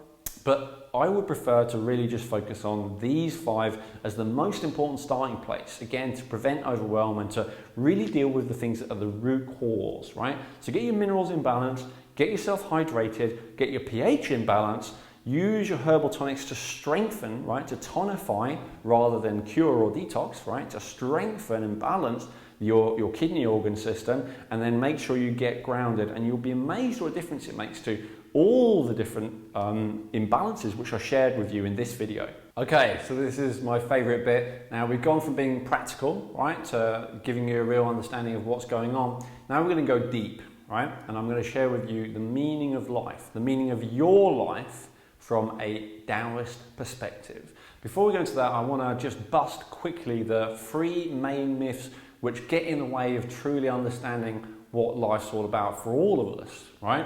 And to really also, they're the main myths that get in the way of us actually having all the extraordinary levels of health and the extraordinary results I shared with you at the beginning of the video. So those are, first of all, what I call the hedonistic myth, right? And that's that all life is suffering, so take your pleasures while you can, right? Now this is the idea of when you tell people what's necessary, like I just did, right? It's okay, you need to hydrate, alkalize, oh, but what about having fun? I just want to have fun, right? It all sounds very difficult, all sounds very boring, I just want to enjoy myself, I just want to take drugs, I just want to drink, I just want to watch TV, I just want to eat bad food, right? Now, what that is based on is the idea that basically life is pain, life is struggle, life is suffering. So if you have a chance to feel a bit better for a few hours by drinking some alcohol or by having a drug or by eating some junk food or whatever it might be, then it's okay, because basically the presupposition there, right, the assumption is that the options are either constant misery while trying to be healthy or intermittent misery while occasionally escaping from misery, right? Those are your only 2 options. Now, if I believe that those are my only 2 options, and I did for a long time, then I would totally get that, and that's exactly why I did what I did, right? I was suffering all the time, and so I would try and escape with drugs, I would try and escape with distractions, I would try and escape with sex, right? I would just try and escape. However, it's based on a false presupposition that those are your only 2 options, right? The truth is that suffering is only inevitable if, and at that point I'm going to say, and that's going to be revealed on the next page, right? What is it that makes suffering inevitable, and what is it that makes pleasure and a lack of suffering inevitable, right? So we're going to bust that myth on the next page. Next one, and this is one I hear a lot, and this is the opposite of the hedonistic myth. This is more the pious myth, right?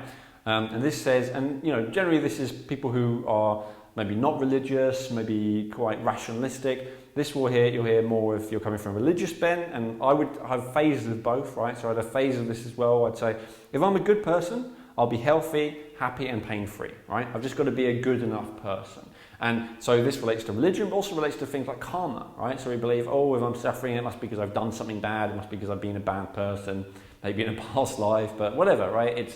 It's a reflection of not being a good enough person, right? So it's looking at things from a moral perspective, right? That somehow if you're just good enough in the world, then you will be happy and healthy, and and all that. Now, the challenge with that is that it's not true, right? So, or it's not the whole truth, at least, right? I'm not saying the opposite is true. I'm not saying it's true that if you're a bad person, you'll be, obviously not. I'm saying that morality really doesn't have anything to do with it, right?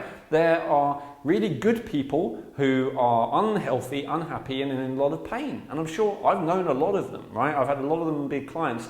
And I was one. I was a good guy. I wasn't a really good guy, I suppose, but I was a good enough guy to deserve to be happy and healthy by that standard. I've met people who are a lot better than I was who still are in a lot of pain, right? So why is that? Because there's no connection, right? I've also met, and you may have met or heard of, quite bad people morally who seem to be happy and healthy and relatively at least happy, healthy and free of pain. And you think, and the problem with this is it eats you up, right? It fills your resentment. It's like, it's not fair. Why is it I'm a good person and here's this bad person and they seem to have everything good and I don't? It's not fair, and it kind of eats you up, right? So what's the truth? The truth is morality is not related to health, right? Some people who might be described as health nuts like me would sometimes almost turn it into morality, right? So I'm a good person because I eat good food, and that's a bad person because they eat bad food. But it's really neither here nor there, You'll find some of the most amazingly charitable, beneficial people who eat bad foods, and you'll find some amazingly selfish, psychopathic people who eat really well. It's kind of got nothing to do with it, right? So that's really important to understand. Now, Taoism does talk about the yi, and it does talk about living a moral life and living a right life, and it's an essential part of being happy and all those kind of things, but it's not really related to health, right? That's the thing to understand. And this is the what I would call the pessimism myth, or the obsolescence myth, maybe. And that's the idea of it's too late for me, So, and I know I've heard it before. Oh, that's very interesting, Elwin, But bear in mind, you were 25 and you turned it around. I am I've heard people say this even in their mid-30s. They're like, oh, it's too late for me. Like, come on, right? But especially as you get older and older, it may sound to be more and more genuine, right? So here's the truth. I'm not going to say to you, it's never too late, right? Because I've worked in retirement homes, I mentioned before, people who are in their late 90s, and I considered, helping them to turn their life around. Who knows? Maybe it would be possible, but it certainly wasn't possible considering they were not in the least bit interested in getting healthy, right? And so we could say in that case, yeah, okay, maybe it's too late, maybe, right? But if you're in your 20s, 30s, 40s, 50s, yes, 60s, 70s even, I've got so many examples of this, There's so much research. There's research, for instance, that people in their 60s and 70s who've been inactive their whole lives got to do exercising and weight training several days a week, and within the course of a few weeks, I think it was 12 weeks, something like that, 10 weeks, someone can correct me, but around that time, 10 to 12 weeks, they had the same level of aerobic fitness and muscular fitness as 20-year-olds, right? It can be that simple. I had a client who worked with me who was a computer programmer his whole life. He was unhealthy his whole life. He never ate well. He never exercised. And he had a goal that he wanted to run the London Marathon, right? 26 miles, 40 kilometers, and be more energized at the end and completely free of pain than he was to begin with. So more energized than he was to begin with, completely free of pain, not just immediately afterwards, but in the days afterwards. And he managed that. He managed that easily, right? That was easy for him. But you could say, oh, well, maybe he was lucky. Maybe he had good genetics. What about my uncle? My uncle's got exactly the same genetics as my father, all right? But my uncle, in his late 50s, was fitter than I was, right? He was healthier in a lot of ways than I was, right? He used to. And what about, you may say, oh, well, his lifestyle is better. Well, he smoked, he drank alcohol with every meal, he ate bread with pretty much every meal, he ate meat, right? So what was it, right? Well, he'd been practicing a lot of these Taoist techniques for a long time, right? Even though he was living a generally unhealthy lifestyle, and he was fit, and he would exercise, right? Makes a huge difference, even with bad genes. So makes a really big difference, right? It is never too late to turn things around. I would say if you're under the age of 80 and if you're not threatened with a life-threatening terminal stage 4 last chance diagnosis, it's a definite. Even after that stage, it's a maybe. Okay, so just ask yourself that question. Are you under the age of 80? Have you been diagnosed with the last stage of a terminal illness, right? If the answer is no to both of those, it's definitely not too late. If the answer is yes to either one of those or both of those, then it could possibly maybe be too late, and I just couldn't say, right? That's the truth. Okay, so now we've dispelled the most common myths which block us from really fulfilling our purpose in life. Let's look at that, right? Let's look at what life is all about from a Taoist point of view. So just to clarify this, right? You have an individual purpose for your life, and I can't tell you that because that's unique to you. But we all also have a shared collective purpose, and it's this collective purpose that really gets to the question of what is the root of all suffering, right? Now, this is one of those things that all religions, all philosophy, all spiritual system have always pondered, you know. They've come up with many conclusions, many false conclusions, including that life just is suffering, we have to endure it, and it's because you've been naughty, and all that kind of stuff, right? But here is the truth, and I found it to be truth in practice, and so have many, many people from a Taoist point of view, right? The ultimate purpose of your life, as all our lives, is to be a better and better conduit between the heavens and the earth, right? And the more that you are a clear, strong conduit between the heavens and the earth, the more that you feel connected, the more that you feel empowered, the more that you feel clear, and the more that you feel like life is on your side, right? Like you're in the flow. So synchronicities are a great example of that. When it feels like there are all these meaningful coincidences and you feel like your life has meaning, you feel like you're getting somewhere, that's a great sign that you're doing this better, right? And then the other side is when you are not a clear conduit, when you are a weaker conduit, when you are a more blocked conduit between the heaven and the earth, then you feel more lonely, more isolated, more weak, more disempowered, more incapable, right? Like everything is too difficult, more fear, right? Because you feel alone, you feel isolated, and you feel like the world is a scary, hostile place. It's out to get you, and you have to stay guarded and shut down, and you have to control everything because if you were to let go, horrible things would happen, right? So those are the two polar opposites. So what does this actually mean? I'm going to outline it a little bit for you, but I did these little drawings for you, right? So there's a few key factors here, right? So what's the heavens? So another way of saying this is that you need to be a perfect conduit of yin and yang, right? So we have the heavens above us, and then we have the earth below us. Now, there are all kinds of levels of looking at this, but let's look at the most physical to begin with, right? If you're in actual contact connection with the planet Earth, literally, if you're connected to the Earth's electromagnetic field, research has shown that you will experience less inflammation and therefore less pain, right? So there's an obvious direct connection, right? Let's look at the other side. What about the heavens, right? Well, one of the aspects of the heaven is the sun, right? And research has shown, again, the more that you have direct sunlight touching your skin, the more that you'll create vitamin D. The more vitamin D you have, the more that you will be have a stronger immune system, you'll have stronger bones and teeth, you'll have stronger heart health, you'll have better blood pressure. Just countless studies showing countless physical benefits of having contact with the earth, with the sun. The more you have sunshine in your eyes, obviously in a healthy way and not too much, but in general, the more serotonin you'll secrete inside your body, right? Which will mean you're more happy and feel more connected. So we start to see where there's practical sides to this, right? That are very obvious and very real. So the more you do this, the more you're going to be happy, right? The more that you're going to be at peace.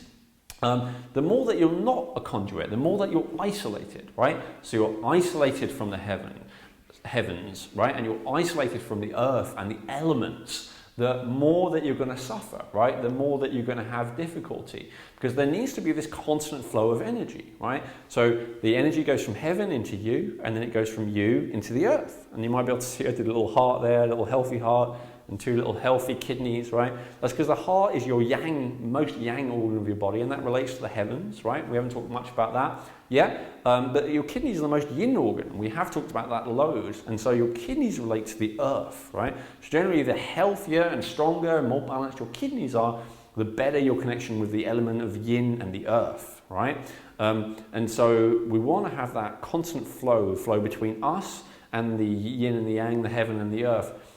So what happens is when our heart or our kidneys, you can see they're kind of black and shriveled, they're unhealthy, is that the energy from the heavens tries to come to us, but it bounces back, right? On a physical level, this may be because of insulation, right? Like even through glass, like we have here, the sun's rays are not actually coming through, or not the good sun's rays, right? So I wouldn't be able to get vitamin D secreted here, or we wouldn't be able to get serotonin by being here, right? I need to actually be in contact with the elements, so it just bounced off. Similarly with the earth, right? At least right now, I'm not standing on a grounding sheet, I'm standing on tiles, right? So I'm not connected to the earth right now, ironically, while I'm teaching this, but I am most of the time. So the energy just bounces back, right?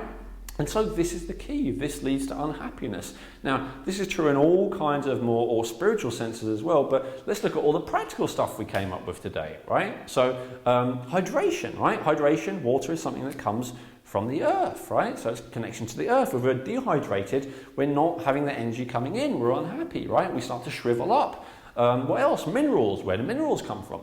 Most of them, right, at least come from the earth, right? So again, that's the yin thing. What else? Alkalinity. Well, that comes from your greens, right? As well as your other herbs. They all come from the earth. Now you may think, well, everything comes from the earth. Well, not necessarily, right?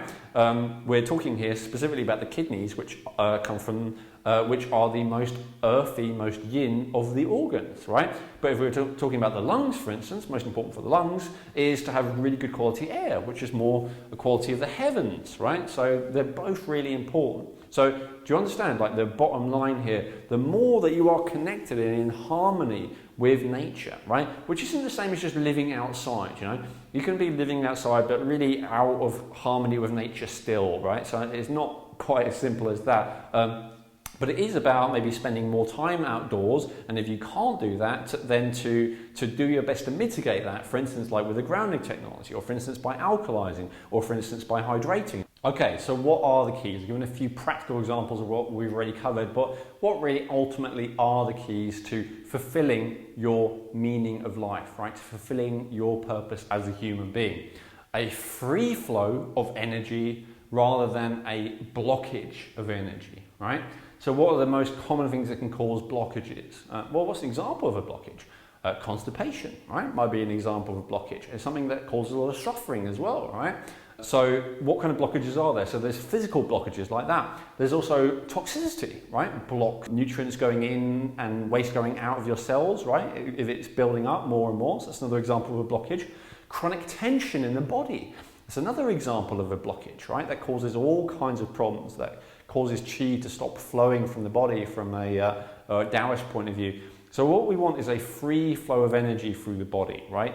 To have a minimum of blockages, and blockages inevitably occur as part of life, so keep clearing through blockages, right? So we have a mental block about something, we work our way through to overcome it.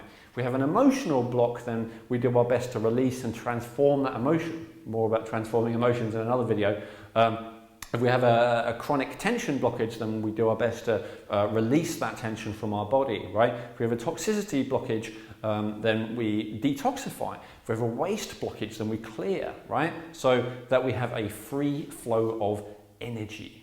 And so, by the way, that free flow, that's more of a more of a yang quality that we want here. Now, the opposite of that is a very yin quality, and that is to be more nourished, right? We need to be more nourished. So all our organs need to be nourished, right? And our whole self needs to be nourished. So what does it mean to be nourished? Yes, it definitely means to eat, but it means to eat the right stuff in the right amount, you know? So overeating junk food may leave us feeling full, but we're definitely not nourished, right? We're not getting the nutrients that we actually need, and we're not getting it to the right place, and in fact it just causes a blockage, right? So we need to balance those two, balance the yin and yang there. So we need to be nourished on every level, right? We need to be emotionally nourished by connection and companionship. Just listening to research yesterday that one of the biggest predictors of heart attack is not having social connections, right? It's bigger than cholesterol and diet and toxicity and anything else. Is that lack of connection, right? So we need emotional nourishment, we need mental nourishment, right? We need to have new ideas, we need to not just be stuck in the same old ways of thinking, and we need spiritual nourishment, probably more than anything, right? And one of my goals for this is not just to nourish your mind and give you information and not just to give you practical things to do, but also to leave you feeling uplifted, right? And inspired and hopeful, and knowing that there's more is possible and that there's more purpose to your life than you might have imagined before, right? That's a spiritual nourishing, and that's really important as well. And of course, we don't want to be depleted in any of those levels. We want to be connected rather than cut off, right? Now, when we hear that, most of us will think of that on an emotional level, and that's absolutely valid, right? So we want to feel emotionally connected to other people, but not just people, to other beings, right? So emotionally connected to animals, emotionally connected to plants. Maybe, I know this might sound a little kooky, but emotionally connected to the stars or the sun or the moon. It's not that kooky, right? If you see a beautiful sunset and you feel a wave of gratitude, that's you know, pretty cool, right? And that's a feeling of connection, right? So that connection physically to other people as well. Actually, touch has been shown to be crucial for the development of a baby. You know, babies die when they don't get enough of it, but it's also crucial for us as adults, right? So connection, to see connections in our mind. One of the things I wanted with this training is for you to see things from a perspective of correlation connection, rather than being all analytical and cutting everything up into small pieces, right? More seeing things holistically and connectedly. So all of that's really important, rather than being cut off and isolated. And same for the organs. I mean, you know, we split things into yin and yang, and heart and kidneys, and into different organs for the sake of understanding. But you know, for any organ system to work well, all of them have to work well ultimately, right? Because they're all working together, and we want them all to be connected. So in the West, what we tend to seek is more, right? We tend to seek as much as possible. I want as much as possible money, I want as much as possible friends in Facebook, right? I want as much as possible food, and if we get into health, I want as many nutrients as possible inside my body, right? It's always as much as possible. The Eastern perspective is more, let's be balanced, right? Let's have a good balance rather than being imbalanced. But this is something that Westerners often don't understand, because we think of balance as something static, right? Like that. But balance is really more like this, right? And so what's the correct balance of happiness to misery in your life, for instance, right? Does that mean you should be, you know, if you're awake 16 hours a day, does that mean you should be happy 8 hours a day and then miserable 8 hours a day? Is that balanced, right? No, of course not. But, you know, as some wise philosophers have pointed out, if you're always happy, you don't appreciate being happy, right? You need a little bit of the rough to appreciate the smooth. But do you need like 50% of each? No. You know, a balance might be, you know, a couple of days a year or, you know, a few minutes a day of suffering and all the rest of happiness, right? That's still a balance, right? That can be absolutely a balance. If you look at nutrition, you know, a lot of people talk about a balanced diet, and then they talk about eating things with trans fats or MSG in it. Well, those, you know, 0% trans fat, 0% MSG is balanced, because that's not a natural thing to eat, right? And even with things that are natural to eat, but which are extremes, you know, like animal foods. One of the things that my vegetarian, vegan kind of clients have trouble getting their head around with the Taoist system is that the Taoist system is really keen on having a certain amount of animal foods, right? Now, I'm actually still a vegetarian, but I have absolutely no issue for people who need to eat animal foods, and I think that's awesome for them, right? But the key there still is that balance is not a lot, you know? It's been shown that, you know, something like 5% animal foods in the diet for most people is appropriate, you know, not like 40, 50% like a lot of these kind of diets talk about. Now, everyone is different, right? So if you're extremely yin, if you're extremely alkaline, then, you know, more animal food might well be appropriate for you, but generally, right? So balance depends on the person, depends on the situation, depends on the seasons even, and it doesn't mean a static 50-50, right? But we're still always looking for balance. Pleasure versus suffering, right? Now, we really want to get this right. I'm not talking about a hedonistic thing here. I'm not talking about if it feels good, do it, right? There's a lot of things which deplete us and leave us in a very bad, painful situation feel good initially, right? So we're not talking about that. What we are talking about is there's no virtue in suffering either, right? There may be virtue in doing whatever it takes to alleviate suffering for other people. There certainly is. There's virtue in doing whatever it takes to alleviate suffering in yourself, right? There's no virtue in being miserable. There's no virtue in feeling sorry for yourself, definitely, right? There is a virtue in feeling good. There is a virtue in helping other people feel good, especially feeling good in a sustainable way, right? Which is where you feel good because you're doing all this, right? Rather than this. Not because you're like this and you just occasionally take some drugs or do something artificial to temporarily stimulate a little bit of good neurotransmitters, good hormones inside yourself. That's not really, that's not a long-term way of doing things that's actually going to work, right? But if you're feeling good all the time, and this is normal for me. If I feel in pain, if I feel lonely, if I feel disconnected, if I feel weak, if I feel whatever, for me, that's weird. That's unusual. And yet, it wasn't long ago. It was only a few years ago that all that was normal, right? And to feel happy was weird. And to feel connected was weird. In fact, it was freakishly weird, right? So it's absolutely possible to make that shift. And what I really want to convince you of in this video is that it's desirable to make that shift, right? That this is a valid way, in fact, the only ultimately valid way of living your life. It's the only way that makes sense, right? There's no virtue in suffering. There's no virtue in being cut off. You're not helping yourself. You're not helping anyone else. You're not helping the world, right? This is the thing that helps you, that helps other people, that helps the world, that helps the universe, right? This is you serving your purpose in the universe. Okay, so I hope that really makes sense to you. I hope that's really sinking in. What I'd love you to do now is just to participate very quickly with us, which is to answer this very simple question for me. Why are you committed to mastering the Taoist system and living a long, healthy, enjoyable, purposeful, happy life? Okay, say that again. Why are you committed to mastering the Taoist system and living a long, healthy, enjoyable, purposeful, happy life, right? Write the answer below in the comment or question box below. If you have any questions or other comments, of course, feel free to share them.